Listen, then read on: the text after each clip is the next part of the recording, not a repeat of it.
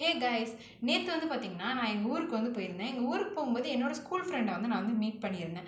அப்போ மீட் பண்ணும்போது நாங்கள் 2 பேரும் என்ன பண்ணுற அப்படின்னு சொல்லிட்டு ரொம்ப நேரம் பேசிட்டு இருந்துட்டு, அதுக்கப்புறம் என்ன கேட்டேன், என்னடா படிச்சிருக்கேன், என்ன ஒர்க் போகிற அப்படின்னு சொல்லி கேட்டப்போ, நான் வந்து சென்ட்ரிங் ஒர்க் போயிட்டுருக்கேன் அப்படின்னு நான் சொன்னேன். என்னடா ஐடி படிச்சுட்டு சென்ட்ரிங் ஒர்க் போயிட்டுருக்கே அப்படின்னு சொல்லி நான் கேட்டப்போ, அவன் என்ன சொல்கிறான், நான் ஐடி படித்தேன், அது ஒரு நாலேஜ்க்காக படித்தேன், அவ்வளோதான்.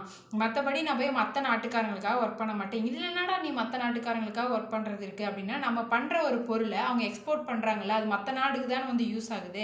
நான் ஏன் போய் மற்ற நாட்டுக்காக ஒர்க் பண்ணோம், நம்ம நாட்டுக்காக தான் ஒர்க் பண்ணுவோம் அப்படின்னு சொல்லிட்டு கொஞ்சம் முட்டாள்தனமாக அந்த இடத்துல அவன் வந்து யோசிச்சுட்டு சென்ட்ரிங் ஒர்க் வந்து போயிட்டுருக்கா. ஸோ இந்த மாதிரி யாரும் யோசிக்காதீங்க. இந்த மாதிரி அவேர்னஸே இல்லாமல் இந்த மாதிரிலாம் வந்து முட்டாள்தனமாக யோசிச்சுட்டு இருக்காதீங்க. நம்ம படிக்கிறதே எதுக்காக அப்படின்னா, நம்ம ஸ்டடீஸ் ரிலேட்டடாக ஒரு ஒர்க்குக்கு போகிறதுக்காக தான். ஒரு ஒயிட் காலர் ஜாப் ஒர்க் போகிறதுக்கு, ஒரு ரெஸ்பெக்ட்ஃபுல் ஒர்க்கு எப்படினாலும் சொல்லலாம். நம்ம ஸ்டடீஸ் ரிலேட்டடாக ஒர்க்குக்கு போகிறதுக்காக தான் நம்ம இப்படி இருக்கோம்.